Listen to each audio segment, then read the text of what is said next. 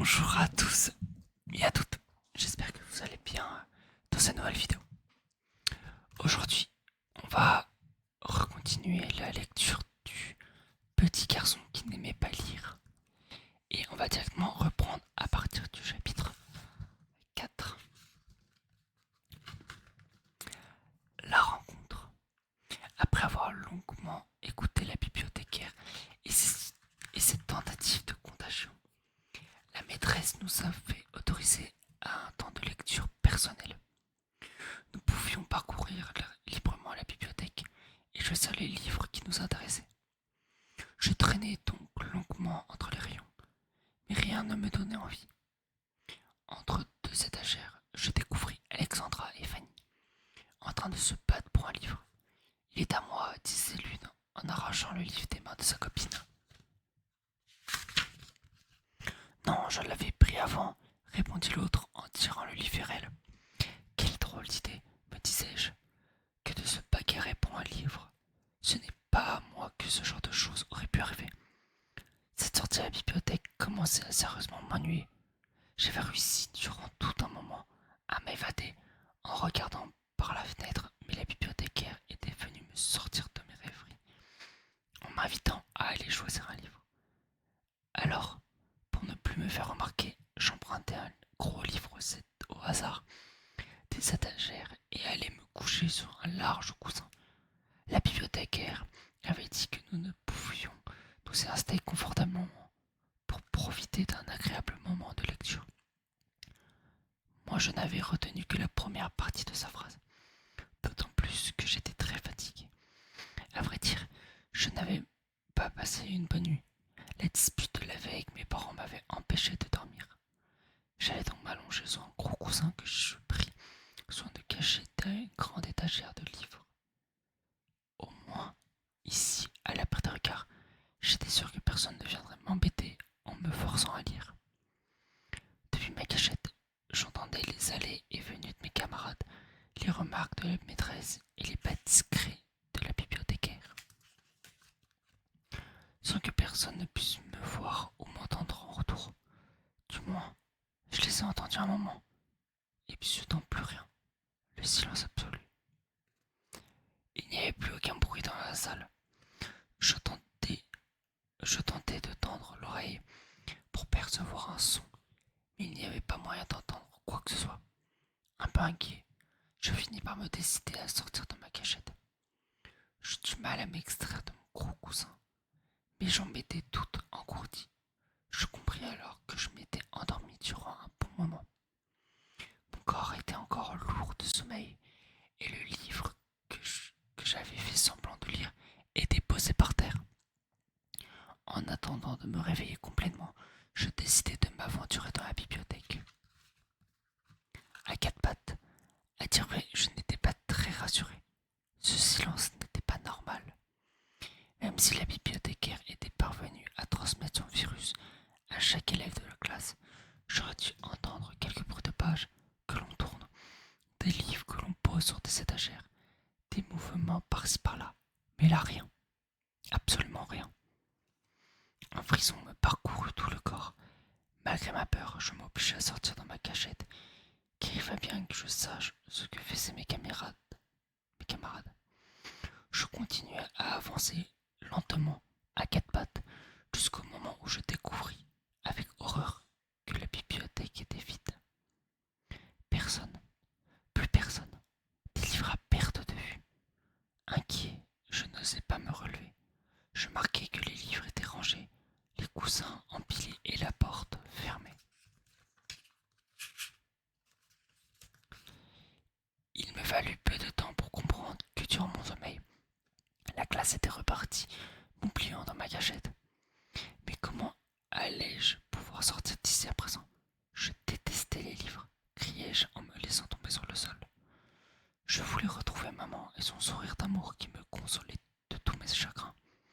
Je voulais retrouver la bibliothécaire, ou la maîtresse, et même les gros yeux déformés de ma grand-mère. J'aurais voulu rencontrer n'importe quel regard, pour ne plus être tout seul au milieu de cette grande bibliothèque effrayante. Je m'effondrais, la tête entre les mains. Je ne sais pas combien de temps dura ce moment. Je sais juste que je n'avais pas envie de relever le visage pour apercevoir ce grand vide autour de moi. Et puis soudain, au milieu de ce profond silence, j'entendis comme un petit reniflement. C'était un petit bruit très discret. Je pensais tout d'abord qu'il s'agissait d'une souris. Puis le son se fit de plus en plus proche et régulier. Malgré la peur, je tendis l'oreille et me décidai à sortir la tête de mes mains pour tenter de savoir d'où venait ce bruit. Je n'aimais peut-être pas lire, mais j'étais quand même du genre courageux. Je n'avais pas que des défauts. Et puis, qu'avais-je à craindre d'une souris? Mais il ne s'agissait pas d'une souris. C'était 1000 fois mieux que ça. En relevant la tête, je découvris à quelques centimètres En relevant la tête, je découvris à quelques centimètres de moi une petite jeune fille en papier, pas plus haute qu'une pomme, pas plus épaisse qu'une feuille. Tous les mouvements de son corps semblaient agités par l'air qui circulait dans la pièce, tellement elle était fine et légère. Elle était jolie, cette petite jeune fille, en feuille de papier. Elle ressemblait à une princesse de conte que j'avais parfois lue à l'école. Ses longs cheveux blonds couvraient une petite robe de mousseline rose, un peu déchirée, et cachait son visage blanc comme la neige. Quelques taches noires la salissaient néanmoins un peu partout. Elle n'était pas vêtue comme une princesse. Pourtant, quelque chose dans sa façon de se tenir avec élégance laissait penser qu'elle en était une. D'une main, elle soulevait un pli de sa robe pour éviter de marcher dessus. Je remarquai alors ses petits souliers de papier. On aurait dit deux petits pois verts, c'était adorable. De l'autre main, elle s'essuyait la joue sur laquelle une larme roulait, car elle pleurait. Ma petite princesse, et croyez-moi, c'était très triste. C'était très triste à voir. Une petite princesse en papier qui pleure. Ses gros yeux bleus emplis d'eau laissaient couler les larmes sur la feuille de ses joues qui ondulaient. Si elle continuait ainsi, le papier mouillé allait finir par se troubler. Oubliant la bibliothèque vide, le soir qui commençait à tomber, je n'avais plus d'autre préoccupation que d'empêcher les larmes de ma petite princesse de couler. Chapitre 5. SOS, princesse perdue. Pour ne pas effrayer la petite fille en papier, je restais allongé sur le sol sans trop bouger. Je craignais que le moindre mouvement de ma part ne la fasse s'envoler. Nous étions ainsi, face à face. Je cherchais dans ma tête ce que j'allais bien pouvoir lui dire, mais je ne savais pas parler aux princesses. Je n'avais pas lu assez de livres. Devais-je la tutoyer, la vouvoyer? Devais-je employer une formule particulière? C'était bien, c'était bien la première fois que je me retrouvais devant une jeune fille de son rang. Et puis elle semblait si fragile, je ne voulais pas la blesser. Mon simple souffle agitait les boucles de ses cheveux et les plis de sa robe en papier. Comme je la voyais perdue, je pris ma voix la plus douce pour la rassurer. Sèche tes larmes, petite princesse, sinon tu risques de disparaître en boule de papier.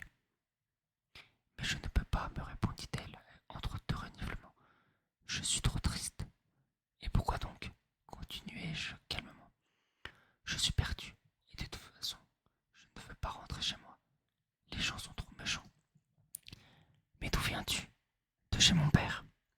Mais que fais-tu ici alors dans cette bibliothèque? Lui demandai-je. La petite princesse en papier semblait peu à peu prendre confiance en moi. De toute façon, nous étions, elle et moi, dans le même cas. Aussi incroyable que pouvait paraître notre rencontre, nous étions bien heureux de nous être retrouvés. Elle poursuivit donc la discussion, oubliant ses sanglots. Si seulement je savais ce que je faisais ici. J'étais tout à l'heure dans la demeure de mon père, et me voici en train de parler à un géant. C'est encore certainement un mauvais tour de ma belle-mère. Je la connais, elle serait prête à tout pour me rendre malheureuse. Tandis que la petite princesse me racontait ses origines, je commençais à comprendre par quel étrange phénomène nous nous retrouvions, elle et moi, dans cette étonnante situation. Et vous, qui êtes-vous? Me demande-t-elle naïvement. Je n'avais encore jamais entendu parler d'un géant dans ma contrée. Je m'appelle Hugo,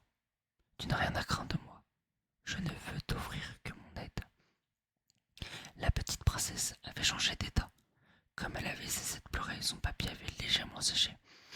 Il paraissait ainsi moins fragile.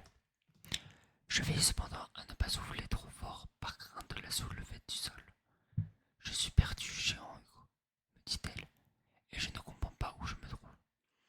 Il lui suffisait de penser à cette idée pour que les sanglots la reprennent et que quelques larmes se remettent à couler sur ses joues. Je m'empressai immédiatement de les lui faire disparaître. Explique-moi explique-moi ce qui s'est passé avant que tu n'arrives ici, lui dis-je doucement. Je vais t'aider à comprendre. Avant de commencer son récit, la petite princesse décida de s'asseoir. Son grand papier forma alors un parfait angle droit. Comme sa robe laissait apparaître ses petites chevilles, je découvris à nouveau ses souliers en forme de petits pois. Je n'avais encore jamais rencontré de princesse aussi mignonne. Elle essuya encore d'un petit geste de la main une larme qui glissait sur sa joue et dit: Eh bien voilà, géant Hugo, je vais tout vous raconter. Cet après-midi, je me trouvais dans l'une des chambres de la demeure de mon père. Elle a pris du regard de mes méchantes sœurs. J'avais emprunté cette robe rose que je porte. Elle appartenait autrefois à ma mère et je rêvais de me voir dedans. Alors, avant même que je n'arrive ici, j'ai enfilé cette robe et me suis avancé jusqu'au miroir de ma chambre. La petite princesse arrêta subitement son récit. Poursuis, lui dis-je. C'est que j'ai un peu honte, me répond-elle, le rouge aux joues. Honte de quoi? De ce que j'ai fait. Mais qu'as-tu fait? Je me suppose que tu t'es regardé dans le miroir pour voir combien tu étais belle avec cette jolie robe. Elle parut stupéfaite en m'entendant. Mais comment savez-vous tout ça, géant Hugo?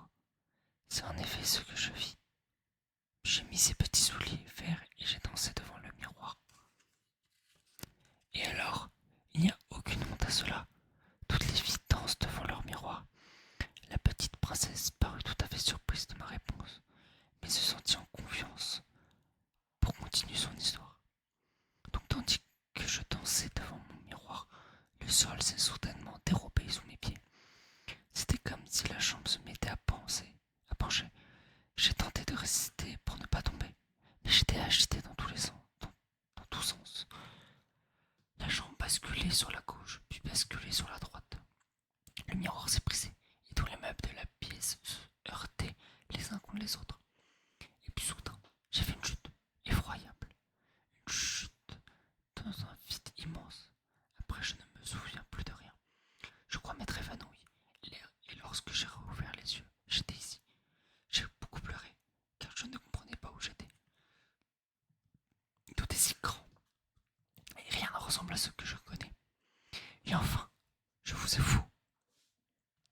Et enfin, je vous ai vu. Jean Hugo, voilà comment je me retrouve ici, face à vous maintenant.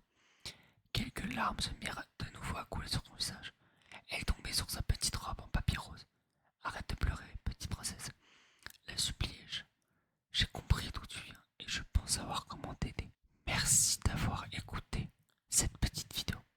Celle-ci est plus courte que la précédente, car il y a 9 chapitres et je voudrais que ce livre me tienne 4 vidéos. Donc la prochaine vidéo lecture sera encore 2 chapitres et ensuite 3 chapitres. Normalement, le compte est bon et ça devrait suffire pour tenir les 4 prochaines vidéos lecture. Plutôt les 2 prochaines vidéos là. Merci à tous et à toutes.